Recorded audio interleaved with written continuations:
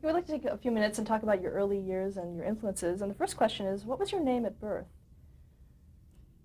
Jean Murray, Murray. Was Jean spelled the way it is now? No, I spelled it with Jeanne because it matched Murray in length. Did you have any nicknames growing up? No. When did you change your name to Jean Stapleton? Well, when the desire to act seized me after I graduated from high school, it was my mother's maiden name, and one she was known in the music world with, and then she added a hyphen and Murray when she married, Stapleton Murray, Marie Stapleton Murray. She was a singer, a concert and opera singer, and I had a brother whom we lost when he was out of school and starting an acting career, who influenced me just turning my attention to the theater. And he took the professional name of Stapleton, because he thought it was more distingué than Murray. And so, of course, I followed in my older brother's footsteps and took Stapleton for the same reasons. Then, of course, I met and learned, about Maureen Stapleton, and I thought, well, that was a bad step because we're often confused, not seriously. And so there it stayed. Once you start, you have to stay with it. Now, what was your brother's name? Jack. Did you have any other brothers or sisters? When were you born? Oh, I'm not telling. I think we should turn off the camera at this moment. Okay. Where were you born? I was born, I never tell. We won't, don't leave the subject. It's fun, I never tell. Because I'm a character actress, and it's limiting to announce one's birth. And I don't celebrate birthdays, but the point is, it's very limiting to categorize people by their age, especially actors, who often have a wide range, but sometimes the casting people don't understand that and are guided by age. So that's the answer for my reasoning here. I was born in New York City, in Manhattan. Is that where you grew up? Yes. What was your father's name? My father's name? Joseph E. Murray. And what did he do? He was an outdoor advertising salesman. Very gifted in that regard. And your mother, her name? Her name, Marie Stapleton. And did she also work? Yeah, she was a concert and opera singer. Was music a big part in your home? Very large part, yes. Did you have any hobbies growing up? Oh, I guess I did. I hadn't thought about them in a long time. I did the usual. Did you listen to the radio or? Oh, sure. And did you see movies, anything like that? Were you interested in the theater at all? I was at the double feature at the Paramount Theater in New York City every Saturday morning. They also had a band, big band. It's a big band time as well, that would rise from the pit, part of the show. I went with a friend every Saturday morning, saw 2 movies and had the band, and stayed, if possible, undiscovered in my seat to see the show again. What did you want to be when you grew up? Well, I always thought this is an idle thing, but when you have your yearbook in high school, in my high school, you always put down what your ambition was, and I decided I'd write music critic. And I had no basis for that at all, except that I love music. But I thought it'd be nice. So when did you take up acting? When did you decide that you As soon as I graduated from high school, the desire to act seized me. What high school did you go to? Wadley High School in New York, Wadleigh. And up to that point, you had no interest in... No, it was my brother who turned my attention to it because I watched him, what he was doing. And I began to read the New York Times and the theater page especially. And that's how I got interested and went to the theater when I could, but we were not financially able to do that a great deal. But I did, and that sort of, I got the bug. What did you do after you graduated from high school? Well, the first thing I did was to learn a skill so that I could get a job. And my first skill was typing, and then I added to that shorthand, and then after being a typist in an insurance company, home insurance company, I became a secretary. And my two longest jobs were with the general foreign freight agent of the Norfolk and Western Railroad, and also in some of the war years, I was secretary to shipping agent at the British Ministry of War Transport in New York, all in New York. But while this is going on, I'm at night going to classes, acting classes. There were several groups established themselves in New York when off-Broadway was a dream, really, but they came in and established these groups. I would say that the most important one to me, which gave me a very great deal of training, was the American Actors Company. One of the founders of that was Horton Foote, Mary Hunter, and Agnes DeMille was a sponsor of it too, and others whose names probably wouldn't be recognized in this industry. But great teachers and great actors and directors. I owe them a great deal. And where did you make your debut in the theater? That's an interesting question. I guess, well, I did a lot with the American Actors Company here and there, a dance play in which Valerie Bettis danced and I was an offstage voice, but that wouldn't be a theatrical debut. Well, the one that in the professional world that strikes me as the right kind of answer is the Actors Equity Theater. Actors Equity, the union made it possible for showcases to be done all over New York, and it started in libraries. That's why it had its name, Equity Library Theater, and that was my showcase. However, I had done summer stock, too. Every summer I left the job I was in and went and did summer stock, came back to New York, and got another job. That went on for about 8 years or so. And then you do part-time work as you gradually begin to assemble some notoriety as being around and available. In New York, the actors go and visit the offices of the agents to see, or at that time we did, to see what was being cast. So you used a lot of shoe leather. And you form a network of people, and you work in these places off Broadway, and you meet actors, and they often have an idea. And Hurd Hatfield, the famous actor, was very helpful to me in placing me in my first Broadway show. But before that, I had toured in a couple of plays, tours that left Broadway and went on the road. Now, what was your first Broadway show? First Broadway show was In the Summer House by Jane Bowles. It was a play ahead of its time. She really wrote in what they call the theater of the absurd.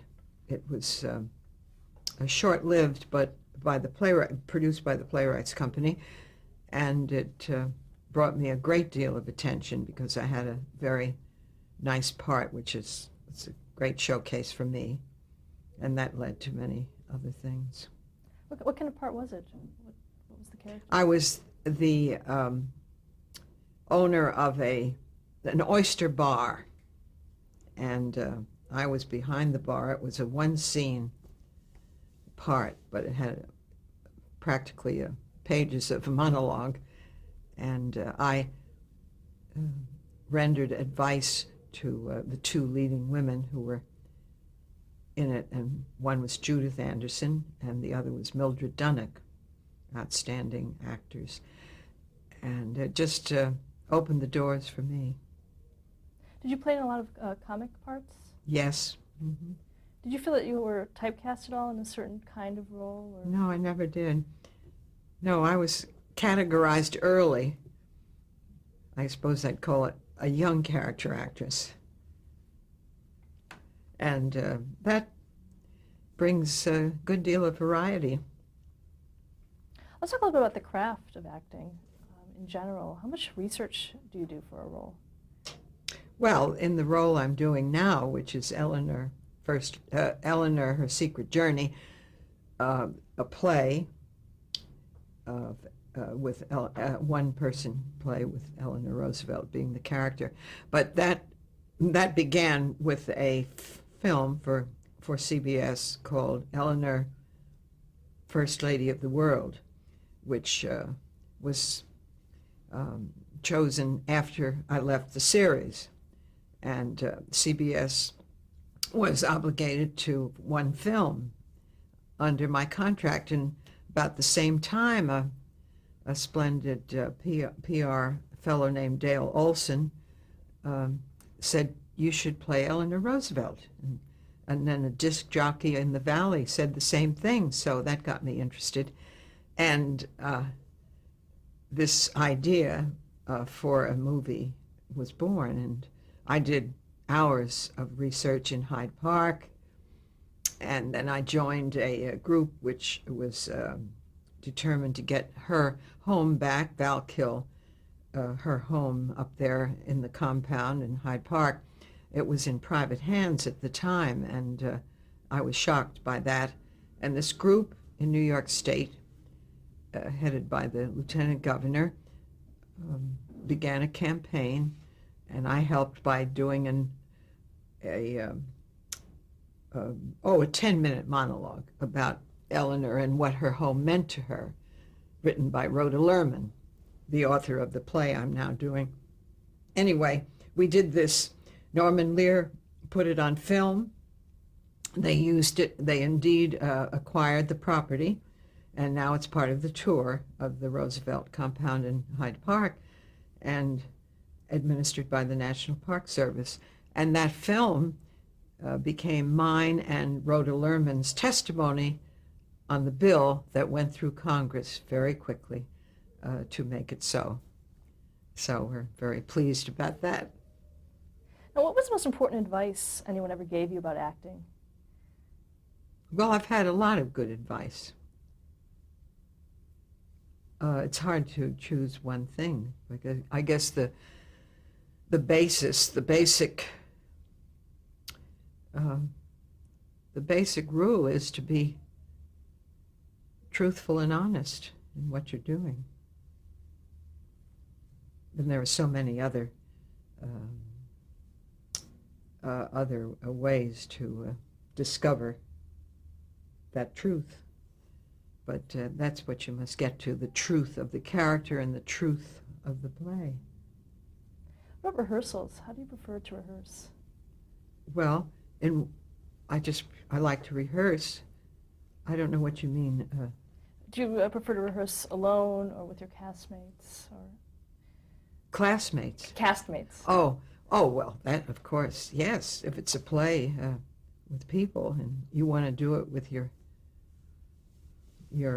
mates, of course, because that's the way it grows. And you do. You have good rehearsal. In television,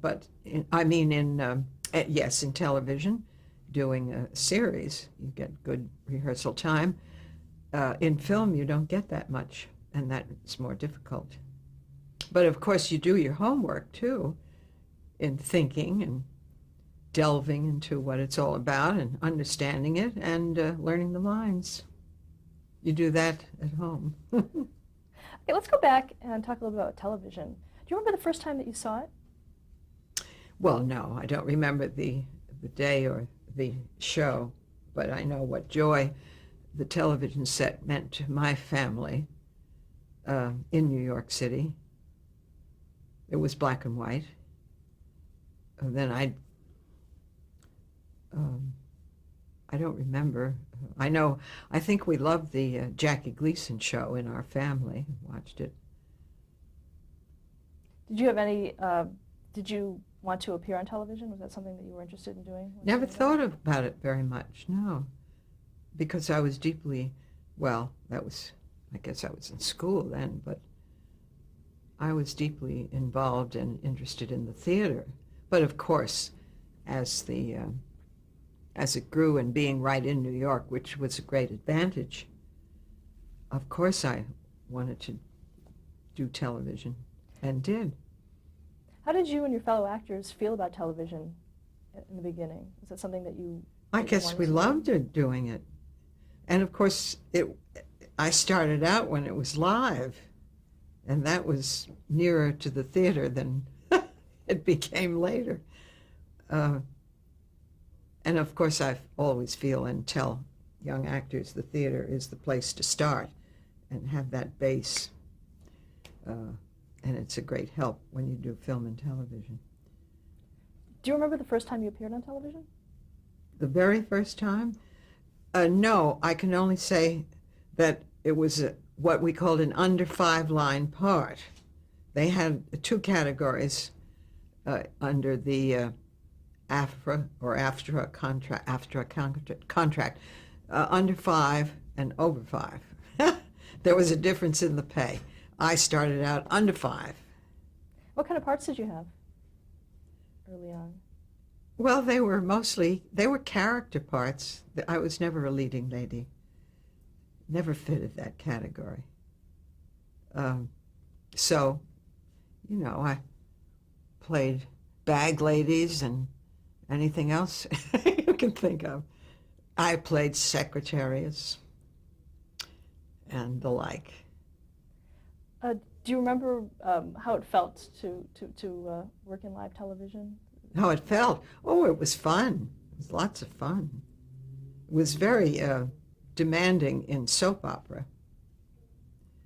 You had to learn things quickly, and but it worked, and you had to get up very early in the morning do a show live.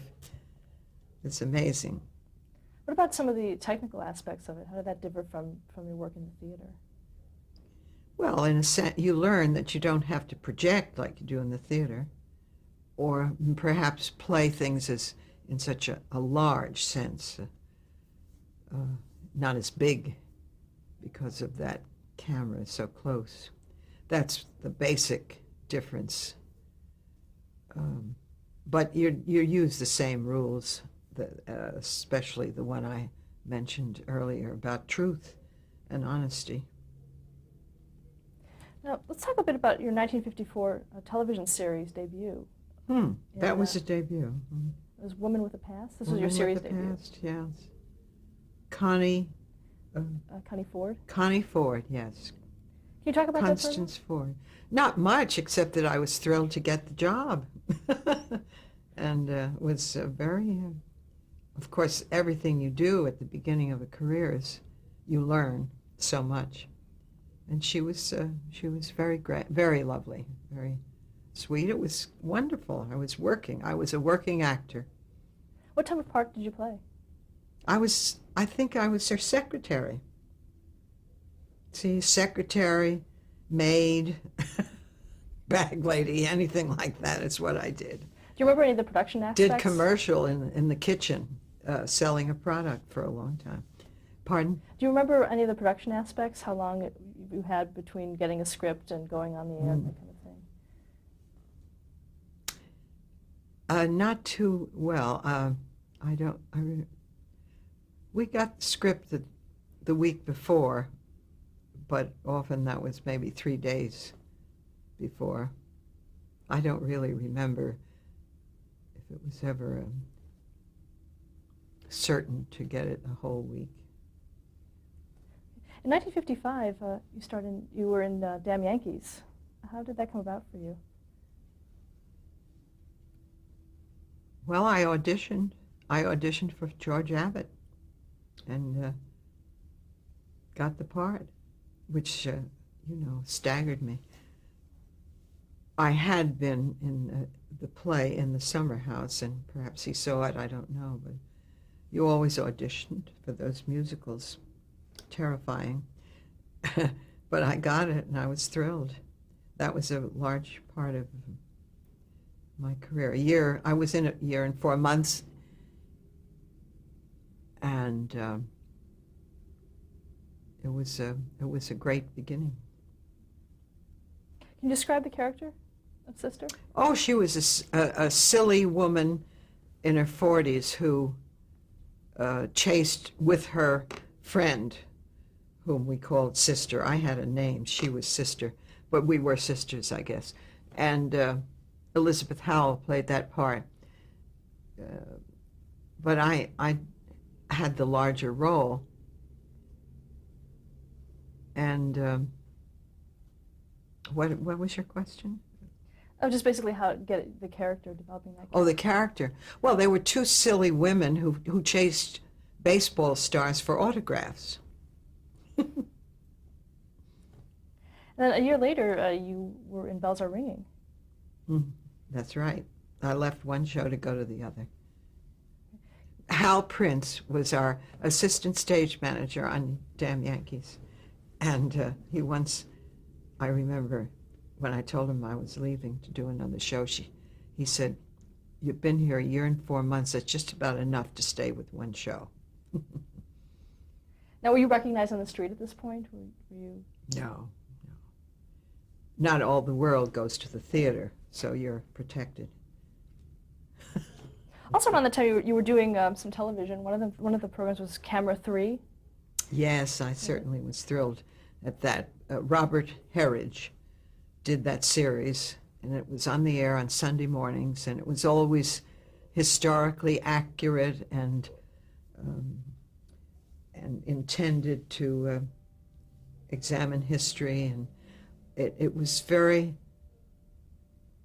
it was educational and very entertaining, and it was very, had great dignity, and it was what you would see today on public television more than on network. And it was about an hour-and-a-half show. I played an Indian woman, I can't remember her name, who is a true story. Actually, she wasn't Indian. She was a baby, and I think she was kidnapped or somehow fell into the hands of this Indian tribe and grew up in and around Rochester, I think, in New York State, with this tribe of Indians, a white woman who was a part of the tribe, and it was a fascinating story. I loved it. Another one that you did was The Death and Life of John Brown. Do you remember anything about that one? Well, I don't remember too much about it, really, but again, it's always, I found it fun to be in a historical play. In 1957, you married Bill Putch. That's right. How did your life change?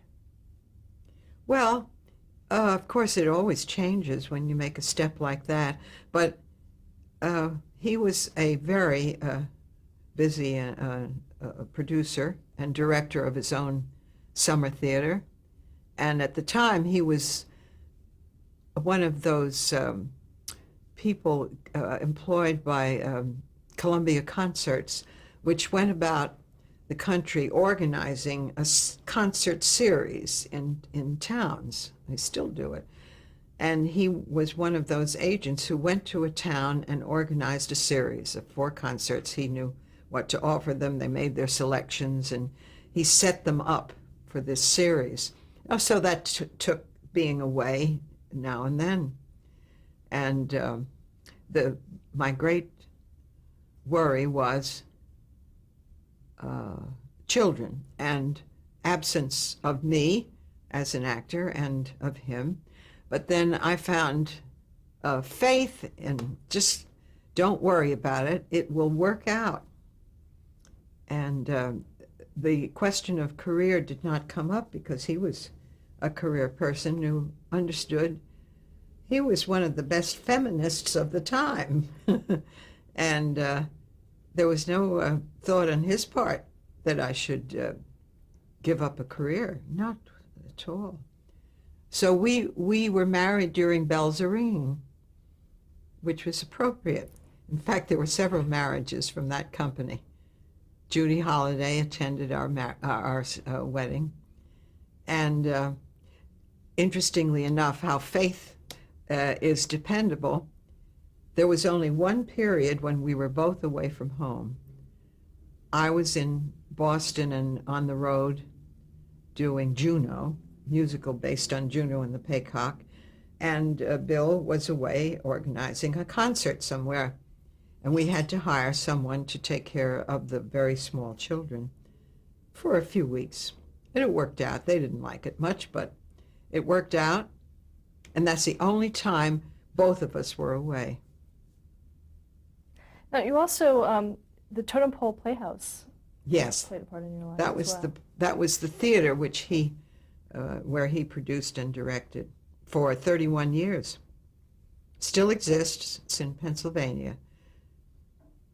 Fayetteville, Pennsylvania, near Gettysburg. Did you work in that theater also? I did after we were married. I could easily have entitled a book, I Married at Summer Theater. And it was nice because I had worked in several summer theaters prior to that, but this was being home and having a theater there to work in too, which is quite nice. And then fame struck with the series, and it became for a while a bit of a star theater. And I came back and did usually at least 2 shows each summer during our hiatus of the series. Meaning All in the Family. Yeah, All in the Family. And it worked out fine. Before we get to All in the Family, I'd like to ask you about a few other television appearances that you made. One of them was in 1961, Dr. Kildare. Oh, yes. And that was the birth of our first baby. And the call came. I was in the hospital, just given birth, to come out and do, it was the second episode of Dr. Kildare. And so it was a wonderful couple in the town, Chambersburg, Pennsylvania, who were great babysitters and very experienced. The woman was a nurse and cared for children. So the baby went to her, and I went out to California, had a nice little vacation to go out and do a part on Dr. Kildare. It was great. Was that your first time in California? No, I had toured in plays out there. Okay, let's stop here to change the tape.